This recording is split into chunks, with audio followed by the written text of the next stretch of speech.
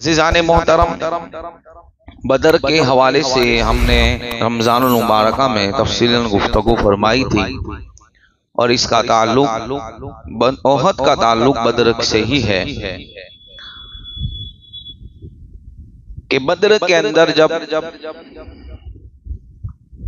मुशरिकीन मक्का को शिकस्त खानी पड़ी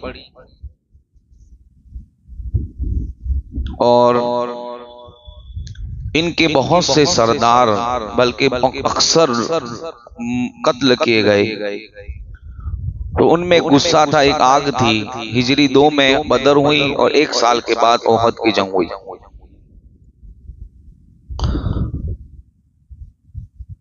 इनको इतना गुस्सा था कि लोग पूरे मक्का में मातम करते घूमते और ये था कि हम मुसलमानों को पर कैसे हमला किया जाए। उनमें जो नौजवान थे, अबू जहल का बेटा, जो लोग मारे गए थे उनके भतीजे, भांजे, बेटे, ये सब इंतकाम की आग में जल रहे थे।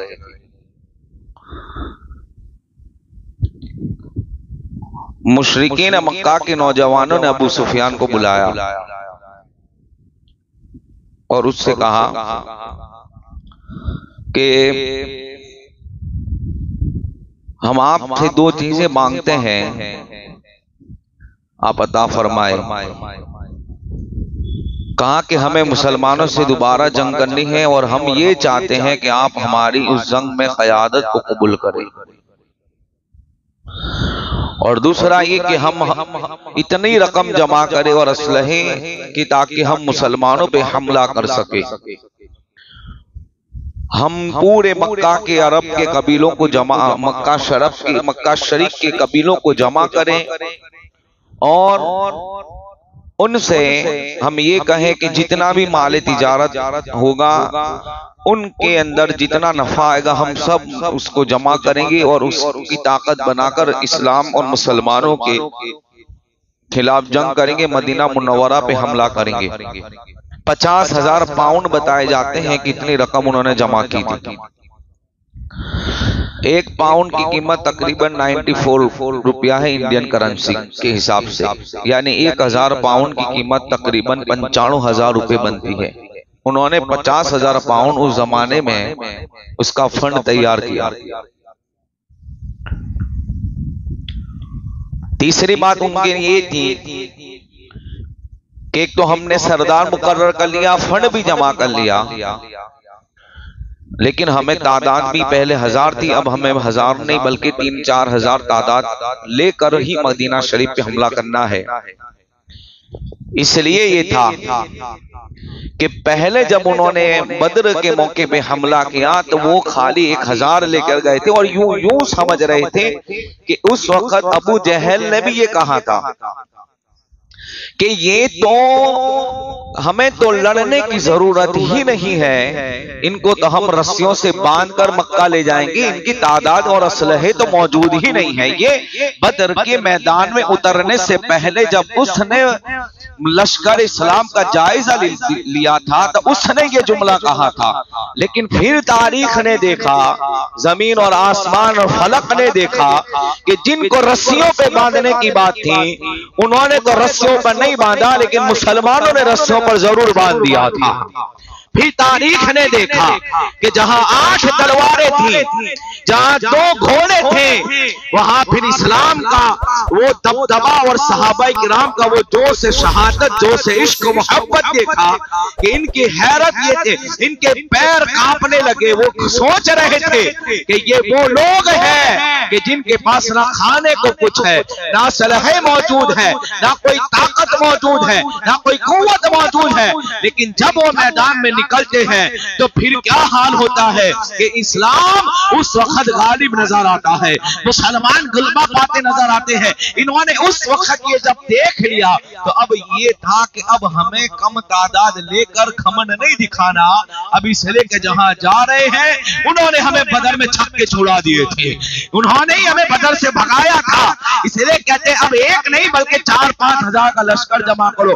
उसके लिए इन्होंने क्या किया, मक्का के अतराफ में गांव-गांव, देहात-देहात एक तहरीक चलाई लोगों को भेजा कि इस्लाम और मुसलमानों के खिलाफ खड़े हो जाओ। औरतें बाकायदा नाच गाने और अशआर के जरिए अपने नौजवानों को उभारती नजर आती थी।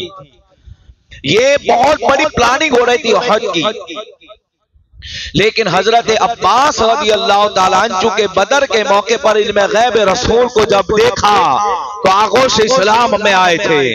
उन्होंने अपना इस्लाम और मजहब जाहिर नहीं किया था मक्का में, रहते मक्का में थे। उन्होंने खत लिखा सरकार की बारगाह में कि यहाँ ये तैयारियां हो रही है, क्योंकि ये मुसलमान हो चुके थे, ये इस्लाम ला चुके थे, लेकिन अपना इस्लाम मुशरिकीन के दरमियान जाहिर नहीं किया था। आपने एक आदमी को बाकायदा इतनी रकम दी और कहा कि इतनी तेज जा कि 2 या 3 दिन में मदीना शरीफ पहुंच जा। अब सोचे कि 500 किलोमीटर का 450 किलोमीटर इतनी, और उस जमाने में ये होता था कि जो खबरी होते थे उनके स्पेशलिस्ट उन घोड़ों का इस्तेमाल होता कि जो ट्रेन की रफ्तार से दौड़ते थे। ये हकीकत है, घोड़ों में बहुत सी जात आती है कि ट्रेन की जो रफ्तार होती है, ट्रेन की रफ्तार बता रहा हूं, 2-2.5 दिन में उसने सफर मुकम्मल किया।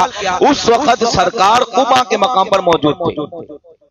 मदीना मुनव्वरा से 1-2 किलोमीटर दूर कुबा का मकाम मस्जिद कुबा जहां आज भी मौजूद है। अब तो बहुत बड़ी सिटी हो गई, तो बहुत भी अंदर आ गया।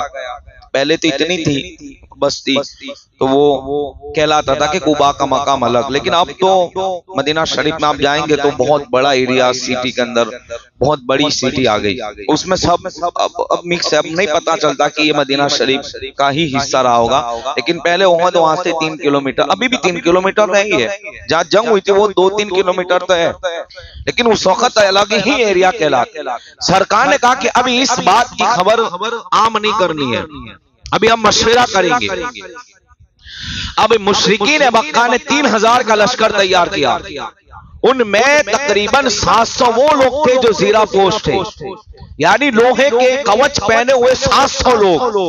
200 से ज्यादा घोड़े थे, हर एक के पास ऊंट थी, 3000 ऊंट थे, असलहे मौजूद थे, खाने पीने के सामान। और इस जंग में यह भी हुआ था कि ओहद की जंग में औरतों को खास तौर पे इन्वॉल्व किया गया, और वो औरतें और खवातीन भी इस्लाम के खिलाफ अपने मर्दों को उकसाने के लिए कहीं मैदान जंग से भाग न जाए, अपने मर्दों को उकसाने के लिए कहीं वो मैदान न छोड़े, तो वो औरतें गाने बजाने वाली, अशआर कहने वाली, वो सारी औरतें भी उस वक्त मैदान ओहद के अंदर आई थी। अब यहां ये मामला था कि सरकार को जैसे इत्तला हुई, आका अलैहिस्सलातु व तस्लीम अल मुख्तसर, ये बुध के दिन ये लश्कर मुशरिकीन का ओहद के मैदान में पहुंच चुका था। वहां इन्होंने अपने खेमे गाड़ दिए थे, अपनी जगह बना ली थी। जुमेरात जुमा की रात को सरकार सल्लल्लाहु अलैहि वसल्लम 3 दिन के बाद मदीना मुनव्वरा से लश्कर रवाना हुआ। लेकिन उससे पहले ये भी हुआ, ये मैं आपको पस मंजर इसलिए समझा रहा हूं कि हम आइंदा जुमा आगे की गुफ्तगू भी करेंगे इंशाल्लाह। कि अब ये मैं डायरेक्ट बोलूंगा जंग तो नहीं मजा आएगा, हम थोड़ा थोड़ा हर चीज को समाप्त करते हैं जो जरूरी है। अब सरकार ने मुशावरत के लिए एक मीटिंग बुलाई कि अब हमें करना क्या है, कि ये लोग 3000 की तादाद में ओहद के मैदान में है, उनके पास असलहे हैं, सब मौजूद है, अब हमें क्या करना है। सहाबाए किराम कुछ ऐसे असहाब थे जिन्होंने ये मशवरा दिया, उन्हें मुनाफिकीन भी थे, रईसुल मुनाफिकीन भी था, इसका भी मशवरा ही था। और सरकार भी ये चाहते थे कि मदीना मुनव्वरा में रहकर उनसे मुकाबला करें, इसलिए कि गली कूचे हम जानते हैं, इसलिए आसानी होगी कि हम लड़े और हम अपने औरतों और बच्चों की हिफाजत की जगह रखते। ये मशवरा तय पाया, लेकिन हुआ यूं कि कुछ नौजवान सहाबा जो मदीना मुनव्वरा के थे वो तशरीफ लाए और कहा, या रसूल अल्लाह, हम बुज़दिल कौम नहीं है, हम लड़ेंगे तो मैदान में निकल के लड़ेंगे, हम मुकाबला करेंगे तो उनके हम जो है अपनी तलवारों के जोश से उन्हें दिखाएंगे इस्लाम क्या है।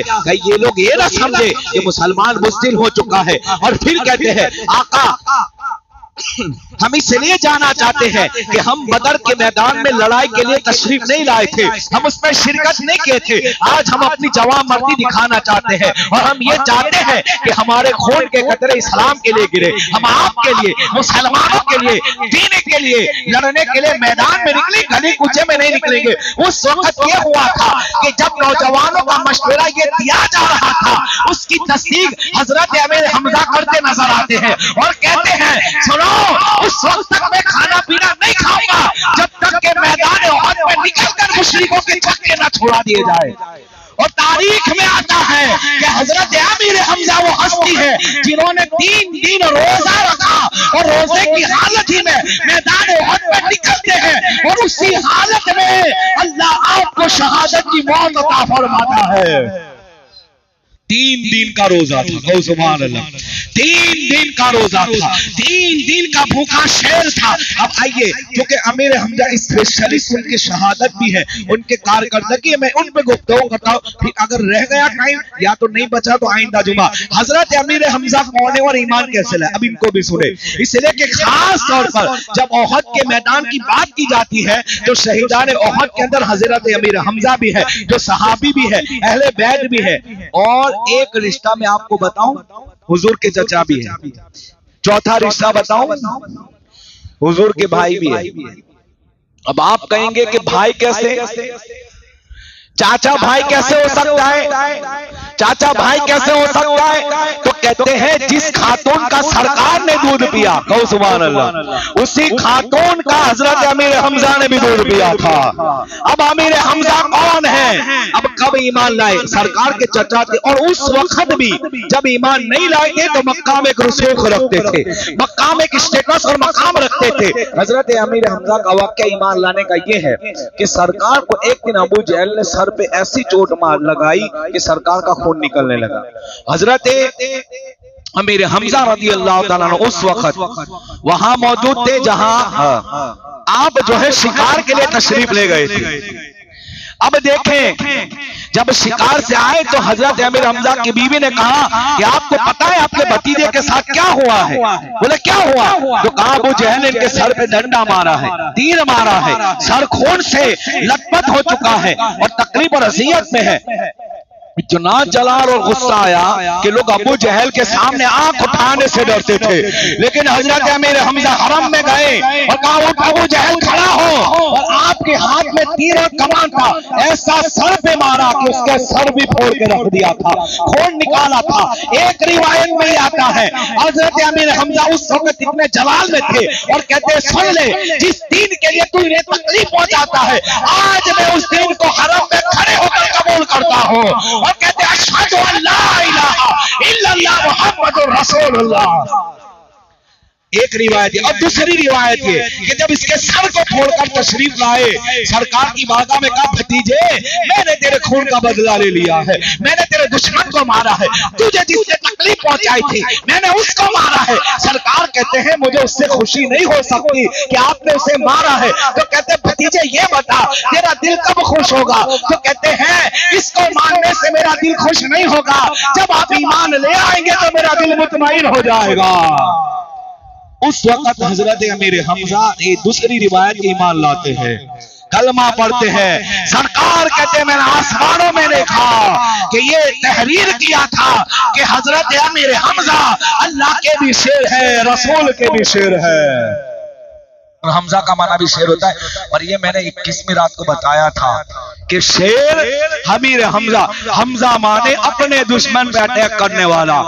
अब हजरत अमीर हमजा ईमान लाए, ओहद की जंग हुई, 3 दिन का रोजा था और एक कसम खाई थी खाना पीना नहीं खाऊंगा।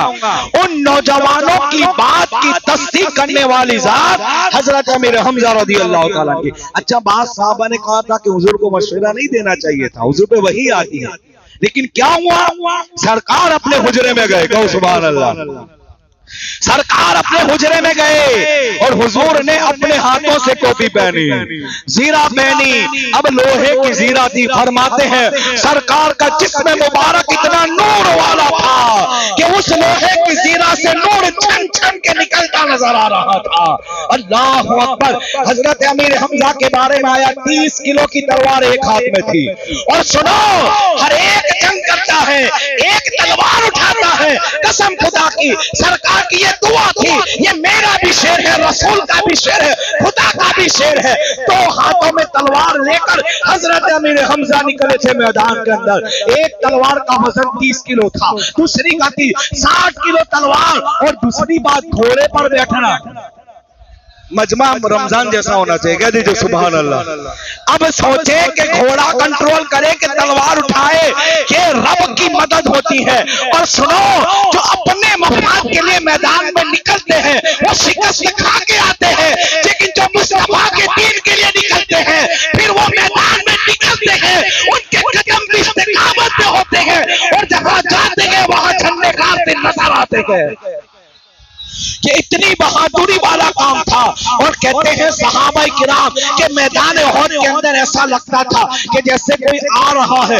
अल्लाह अकबर। शेर कहा गया इसलिए कि हजरत अमीर हमजा की ये शान थी कि कभी आप ऐसे नहीं देखते थे, शेर की तरह ऊंचा देखते थे, शेर की तरह सामने देखते थे, दाएं बाएं नहीं देखते। इसलिए आपकी जो शहादत हुई है ना, वो सामने से नहीं हुई। ये भी है, छुप कर तीर नेजा मारा था। इसलिए कि आपकी आदत क्या थी? सामने देखने। शेर कभी यूं नहीं चलता, शेर यूं चलता है। कौन सा? सर्कस वाला शेर झुकता है, फाड़ के रखने वाला मैदान में निकलता है। और उसी को कहा गया हमजा कि अपने दुश्मन से झपटे, उसको पकड़े, उसके ऊपर निगाह जमाए। कहा मैदान उहद के अंदर किसी की भी हिम्मत नहीं थी कि सामने जाए। वैसी जिसने अमीर हमजा को शहीद किया तो उसने तो पत्थर के पीछे छुपा था। वो कहता था, वो खुद भी कहता था कि मुझे तो इतना डर था कि कहीं मैं जाऊंगा तो इनके पैरों में मैं ना आ जाऊं, पैरों में ना आ जाऊं। इसलिए कि जिस जवां मर्दी से 2 हाथ से तलवार चल रही है, 2 हाथ में आदमी तलवार 2 मिनट नहीं उठा सकता। और फिर ये भी सुनो कि आपने उस दिन रोजा रखा था। सुभान अल्लाह। इसलिए कि यही महीना था शव्वाल का। रोजा इसलिए रखा था ऐसे ही, उस वक्त तक खाऊंगा पीऊंगा नहीं जब तक मैं मैदान में ना निकल जाऊं। उस वक्त कहा था क्यों मशवरा? कहा नहीं, जवां मर्दी दिखानी है तो मुसलमान गलियों में नहीं लड़ता, निकलता है तो मैदान जंग में निकलता है। कहते हैं उस वक्त जब एक आदमी ने कहा हल मिन मुबरिज, कौन है मेरा मुकाबला करने वाला? मुशरिकों का माहौल पहाड़ के बराबर आदमी खड़ा हुआ था। कहते ललकार रहा था अमीर हमजा, मैं तेरा मुकाबला करने वाला हूं। और कहते ऐसी तलवार मारी कि सर की टोपी भी फाड़ दी और वो चीर हुई उसके 2 बदन के टुकड़े करके निकलती नजर आती है। लोग हैरान थे, किसी की हिम्मत नहीं थी। अब 2 हाथ में तलवार हो और कहते हैं आ। जब उसको मारने के बाद आपने खुद ये जुमला कहा था, मुझे बड़ा पसंद है। फरमाते हैं हाँ मैं ही तो वो हो कि जिसके बारे में कहा ये रसूल का भी शेर है, खुदा का भी शेर है। एक तो ये था ना कि सरकार ने कहा, लेकिन जब आपने काफिरों के टुकड़े के तो आप खुद भी कहते हैं मैं रब का भी शेर हूं, मुस्तफा का भी शेर हूं। अमीर हमजा रज़ी अल्लाह तआला अन्हु की जवां मर्दी उहद के मैदान में देखने की थी। फिर ये हुआ कि आपको छुप कर, अब आपकी शहादत थोड़ी पढ़ता हूं, आपको कैसे शहीद किया गया, फिर पीछे आएंगे। मैं इसलिए इनको ले लिया आपकी जात को कि खास दिन आपके लिए मनाया जाता है। अब अमीर हमजा तो के सामने से तो कोई हिम्मत ना पीछे ना कोई आगे, तलवार जैसी चलती थी, 30 किलो की तलवार थी, वो भी लोहे की तलवार। और फिर कहते हैं सुबह से कुछ खाया पिया नहीं था, मैदान में पानी का घूंट भी नहीं पिया था। अब कहते हैं कि अब वैसी जो था उसको तो डर हो गया कि कहीं मैं जाऊं, वो तो यूं जुमला कह रहा था, वजेदार कह रहा था कि कहीं पैरों में ना आ जाऊं। मतलब क्या? ओ भाइयों मतलब क्या? कहना तो ये चाहिए था कि कहीं तलवार की ज़र्ब में ना आ जाओ, कहना तो ये चाहिए था कि कहीं तलवार के नीचे ना आ जाओ, वो कहते कदमों में ना आ जाओ, मतलब चलने का अंदाज भी कैसा होगा, वो शेर चलना कैसा होगा। कहते हैं मैं तो जमीन के नीचे वाले हिस्से में छुपा हुआ था। और फिर उसके बाद छोटा नेजा था और उसका नेजे का जो निशाना था बहुत तेज था।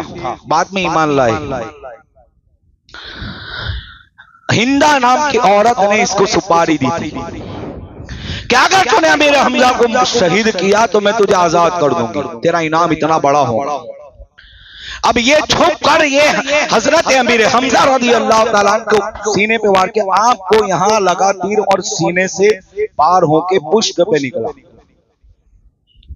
हजरत अमीर हमजा की लाश का मुसला किया गया, आपकी नाक काटी गई, ये दर्दनाक शहादत। आपके कान मुबारक काटे गए, आपकी आंखें निकाली गई, आपके होंठ काटे गए, आपके जिस्म के टुकड़े किए गए और उसका हार बनाकर उस औरत ने पहना जिसने वहशी को सुपारी दी थी। वहशी जब ईमान लाए फतेह मक्का के बाद, सरकार ने हजरत अमीर हमजा की शहादत पे बहुत रोया है। इससे ज्यादा कभी हुजूर नहीं रोए, इसलिए कि बड़ी मोहब्बत थी अमीर हमजा से। मैंने रिश्ते गिनाए ना, एक तो रिश्ता ये कि अहले बैत, एक तो सहाबी का मनसब पर फाइज थे, सगे चचा भी थे और रजाई भाई भी थे। बहुत रोए। सरकार ने वहशी को एक दिन बुलाया जब ईमान लाए और दास्तान सुने कि कैसे मेरे चचा को दोनों शहीद किया। अब सोचे सरकार को ये बात उस वक्त भी याद थी और हुजूर ने बाकायदा हजरत अमीर हमजा रज़ी अल्लाह ताला अन्हु की शहादत को सुना। वैसी से तो एक जुमला सरकार ने कहा था कि आप मेरे सामने कभी ना आना। वजह ये थी कि जब भी मैं आपको देखूंगा तो मेरे चाचा की शहादत याद आएगी। हजरत वैसी सहाबी रसूल बने। और ये भी याद रखे कि जो पहले जुर्म हो चुके ईमान लाने के बाद कलमे की बरकत से अल्लाह सारे गुनाहों को माफ फरमाता है। जब शिर्क माफ हो सकता है तो ये भी माफ है। फिर आज का कोई भी इंसान हजरत वैशी पे कलाम ना करे, इनके बारे में कुछ ना कहे। बाकी अब देखो इन्होंने कैसे दिन के लिए फिर खिदमत की, ये भी सुन ले। जिन्होंने अमीर हमजा को शहादत दी, शहीद किया, बाद में ईमान लाए, मुसल्लमा कज़्ज़ाब के खिलाफ जब खत्म नबूवत की जंग हुई खालिद बिन वलीद की क़यादत के अंदर ये भी थे और कहते हैं ये अल्लाह ये अपना नेज़ा में अमीर हमजा को जो मैंने मारा था, या अल्लाह मैं वही नेज़ा तेरे महबूब के गुस्ताख को मार रहा हूँ। और मुसल्लमा कज़्ज़ाब को वो नेज़ा मारा था। ये आपने कहा था कि कहीं मेरा वो बदला यहाँ हो जाए कि मैं दिन के लिए लड़ रहा हूँ। हजरत अमीर हमजा शहीद हुए। अब थोड़ा पीछे आ जाए। जब ये मशवरा हुआ, अब सरकार जीरा पहने ज़ेबे तन, तो सहाबा ने क्या किया, रसूलल्लाह इनका मशवरा नहीं, आप पे वही आती है, आप बराबर आपने कहा था ऐसे। तो सरकार कहते जब कोई नबी पानी ले, जब कोई पैगंबर एक बार जंग के लिए पोशाक पहन ले वो कभी उतारता नहीं है। और अभी निकला जाएगा। हजरत बिलाल ने ऐलान कर दिया, हजरत हंजला गसीलुल मलाइका, उसी रात आपका निकाह हुआ था। कहो सुभान अल्लाह। ऐलान सुना तो जाने लगे, बीवी से कहने लगे चाहे तो तलाक ले लो, लेकिन मैं जा रहा हूं मुस्तफा के दीन के लिए। और यारो देखो कुर्बानी पहले रात का दुल्हा है, पहली रात है मियां बीबी की, लेकिन चूंकि सरकार का ऐलान हुआ था, हजरत बिलाल मदीना मुनव्वरा की गलियों में मुजाहिदीन को ऐलान के लिए, जिहाद के लिए लड़ने के लिए बुला रहे थे। गसीलुल मलाइका की बीवी चूंकि आशिक रसूल थी, मदीना मुनव्वरा की सरजमीन पर रहने वाली वो खातून कहती है ए मेरे शौहर, मैं तलाक लेना नहीं चाहती, बस ये चाहती हूँ जन्नत में आप जहां भी रहो मैं आपके साथ रहूंगी। पहली रात की दुल्हन को छोड़ा, गसीलुल मलाइका आए कहलाए, सहाबाए किराम की जमात इकट्ठा होने लगी। 1000 की तादाद हुई लश्कर की। मैं साहब ही नहीं कहूंगा अभी आगे कुछ चीज बतानी है। 1000 और वहां कितने 3000, यानी एक के मुकाबले में 2-3 गुना ज्यादा। अभी लश्कर घटेगा, 1000 का लश्कर सरकार उहद के मैदान के लिए तैयारी में है। जब ये लश्कर निकला, हुआ यूं ही था कि रईसुल मुनाफिकीन ने एक चाल खेली और उसने कहा कि आपने तो बच्चों का मशवरा लेकर हमारे बड़ों के मशवरे को नहीं माना,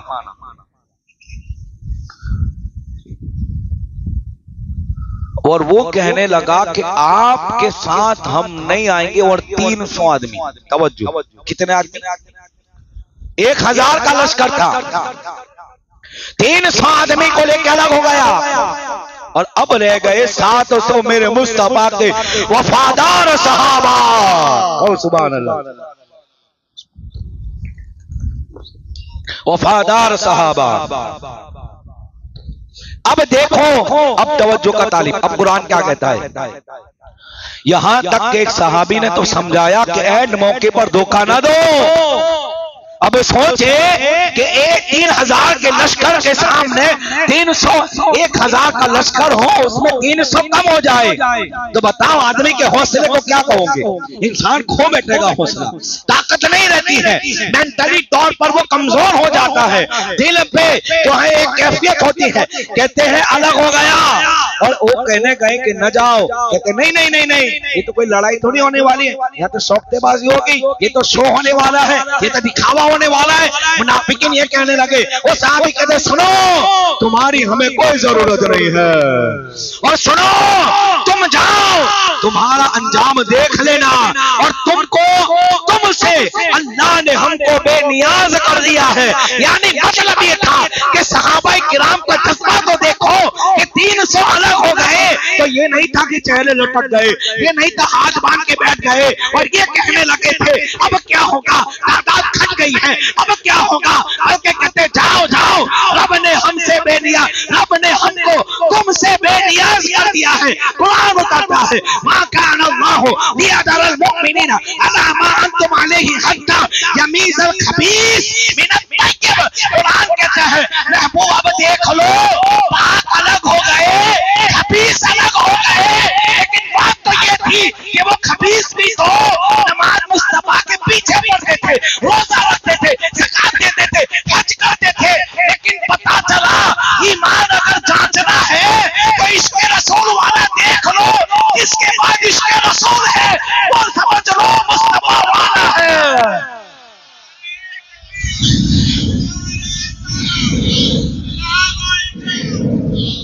अब कुरान कहता है मा कान अल्लाहु लियदरल मुमिनीना अला मा अंतुम अलैहि हत्ता यमीज़ल खबीस मिन अत-तय्यब। अरबी के अंदर खबीस का मतलब होता है नापाक अलग हो गए, तय्यब का अलग होता है पाक अलग हो गए। मतलब क्या था, पाक नापाक का संगम था। कुरान कहता है अब अलग हो गए, अब जो शहादत पाएगा, वो जो अब जो कत्ल किया जाएगा वो शहादत पाएगा, वो जो घर जाएगा वो मुनाफिकत में पाएगा।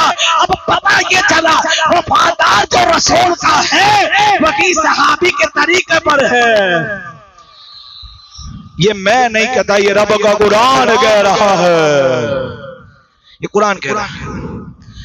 अलग हो गए और अब देखो एक और जगह कुरान कहता है इद हम ताइफतान मिनकुम अन तफशला, ये भी 14 पारे में, वल्लाहु वलियुहुमा व अलल्लाहि फलियतवक्कलिल मुमिनून। कुछ सहाबाए किराम ऐसा दिल में आया, लेकिन रब ने मदद फरमाई, उनके कदम, इनको ये था मुनाफिकों के जब हम जाएंगे ना तो दूसरे भी आएंगे।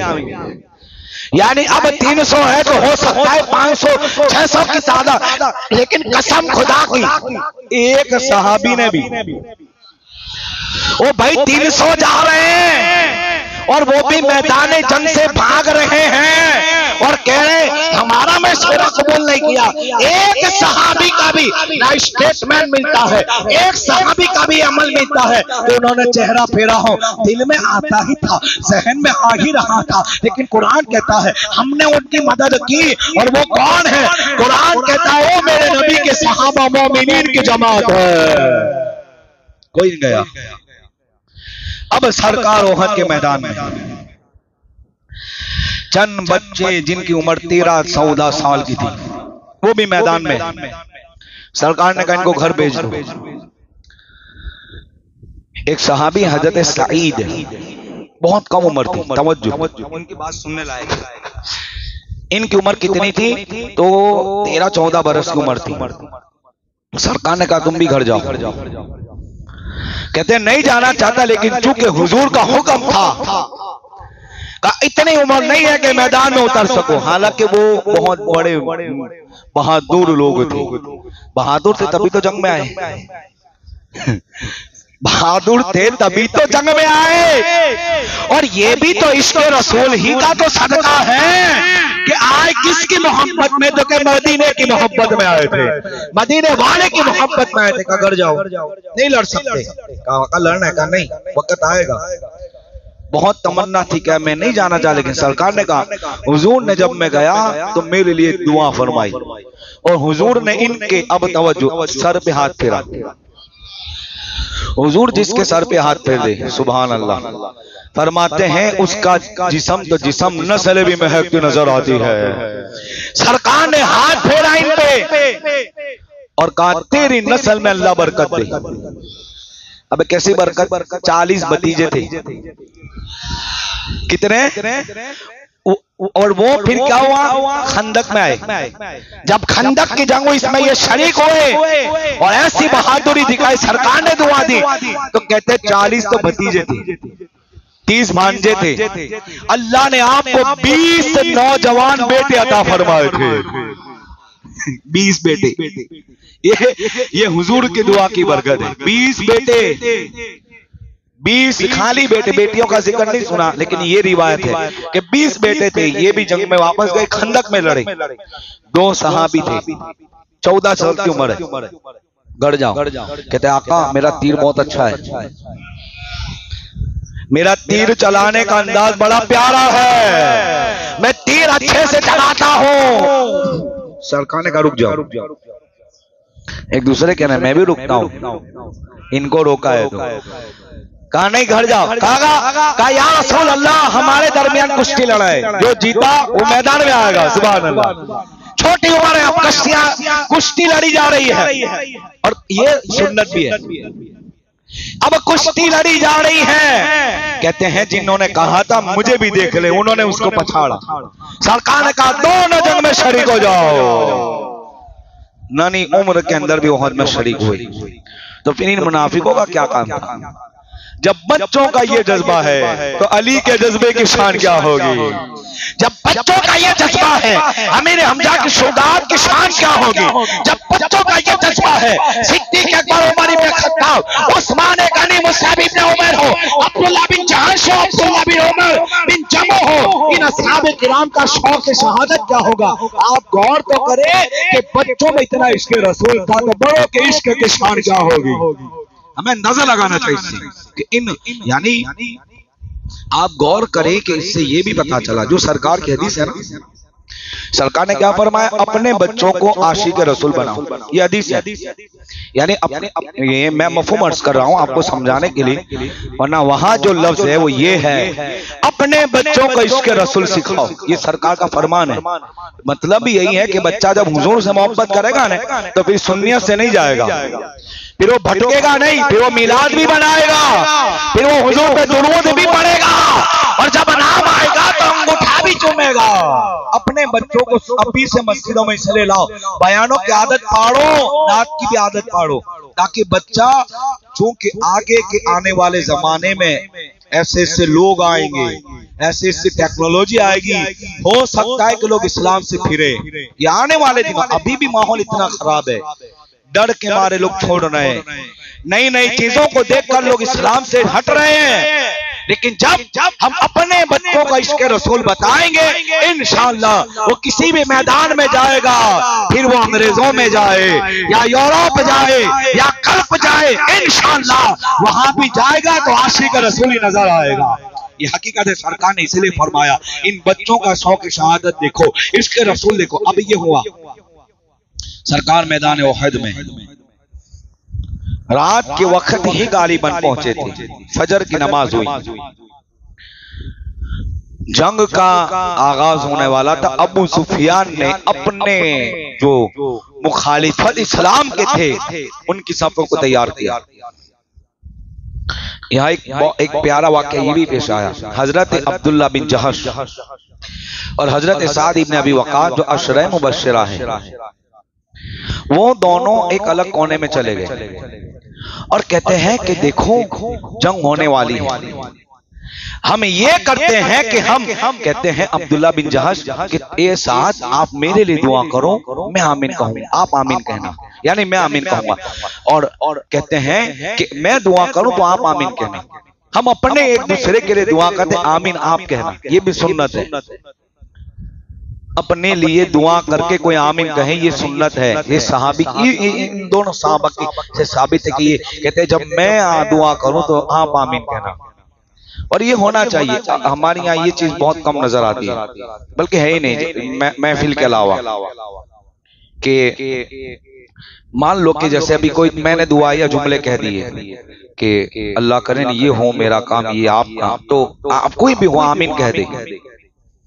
ये आमीन का जो लफ्ज है ना, ऐसा है कि कभी भी ये लफ्ज की कबूलियत हो सकती है, कभी किसी भी घड़ी।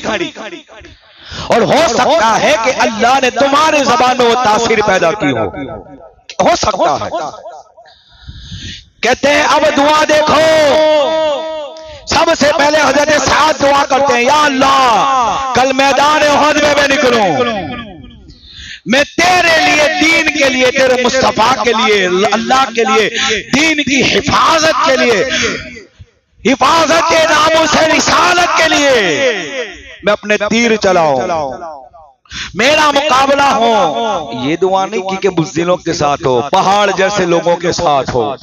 मेरा मुकाबला हो बहादुर लोगों के साथ हो, मेरा मुकाबला हो ऐसे लोगों के साथ हो, मैं अपने तीर से उन्हें मारता जाऊं, मैं उनको काटता जाऊं। हज़रत अब्दुल्ला बिन जहश कहते आमीन, और ये दुआ कबूल हुई ओहद में।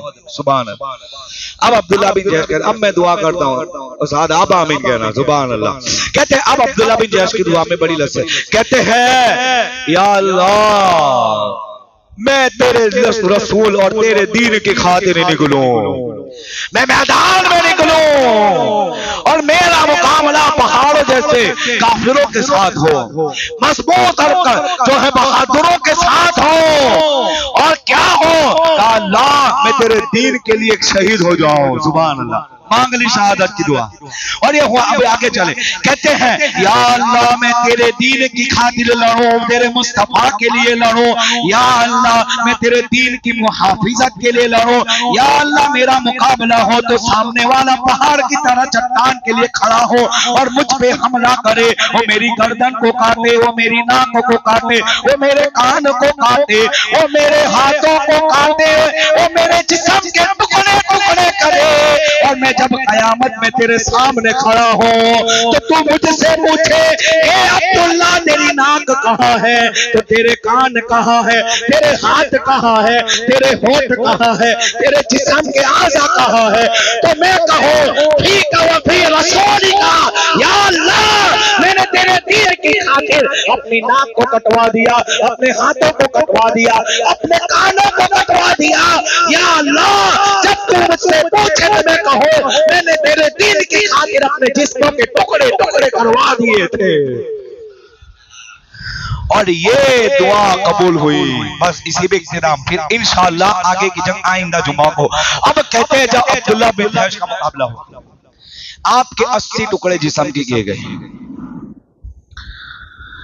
नाक काटी गई, दुआ की थी ना, आंख निकाली गई, कान काटे गए, होठ काटे गए, जिस्म के टुकड़े टुकड़े किए गए। और इधर यहाँ हजरत साद की दुआ थी, कहते तीर कमान तोड़ तोड़ के रख दिए थे, ऐसे निशान लगा रहे थे। आका ने फरमाया, और ये सआदत हजरत साद को हासिल है, ये किसी को हासिल नहीं। आका कहते हैं जब मैं तीर चलाता था तो उठा कर देने वाली जात मुस्तफा जान रहमत की थी।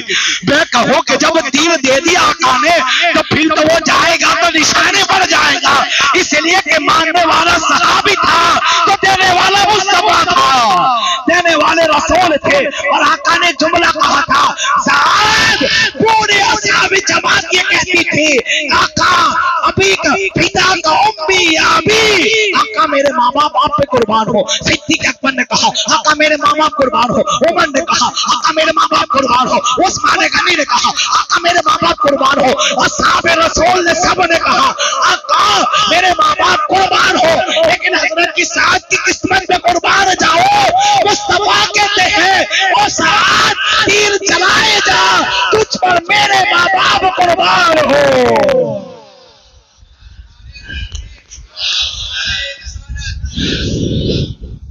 ये सआदत हजरत साद को हासिल हुई थी। ये ओहद का मैदान, कई कमाने तीर की तोड़ी थी और क्या तीर चलाते थे। सहाबाए किराम का जो जज्बा था ना, मुशरिकीन को मजबूर किया था भागने पर। 3000 और यहाँ 700, उनमें उम्र वाले भी है, उनमें बच्चे भी हैं, उनमें जवान भी है, उनमें मौला अली भी है। मौला अली के एक आदमी है कोई मेरे मुकाबले में? अली है तेरे मुकाबले में। इसने 4 बार कहा था, कोई नहीं बोला। ये भी एक वाकया है कि है कोई मेरे मुकाबले में, 4 बार ललकारा। मौला अली शेर खुदा करे, हाँ हाँ अली तेरे मुकाबले में है। अब जब लड़ाई शुरू हुई, एक ही वार था अली का, और वो इतना बड़ा पहलवान था, इसका मतलब जो ये कहे ना मैदान में है कोई मेरे मुकाबले में, वो उसका एक स्टेटस होता है कि उसका नाम और चर्चा होता है कि ये पहलवान है, इसका मुकाबला कोई नहीं कर सकता, ये वही बोल सकता, हर कोई नहीं बोल सकता। तो कहता है कोई मुकाबले में? तो एक ने कहा था मेरे हमजा ने लिपटा दिया, और दूसरे ने कहा यानी हमजा भी शेर और हैदर भी शेर। एक कूद कर पकड़ने वाला और एक अपने दुश्मन को फाड़ के रखने वाला, यानी इधर हमजा का हमला था तो इधर हैदर का हमला था। और मौला अली ने ऐसा वार किया तो उसके 2 टुकड़े करके रख दिया। हजरत जुबैर की भी दास्तान बड़ी प्यारी है, लेकिन आइंदा जुमा इन्होंने भी कैसे पछाड़ा। हजरत अब्दुल्ला बिन अम्र बिन जमू, इनकी भी वाकई दर्दनाक शहादत, और क्या शौक था इन असहाब की शहादत। इंशाअल्लाह हम आइंदा जुमा को पढ़ेंगे। अल्लाह हम सबको इन शोहदा की बरकत अता फरमाए।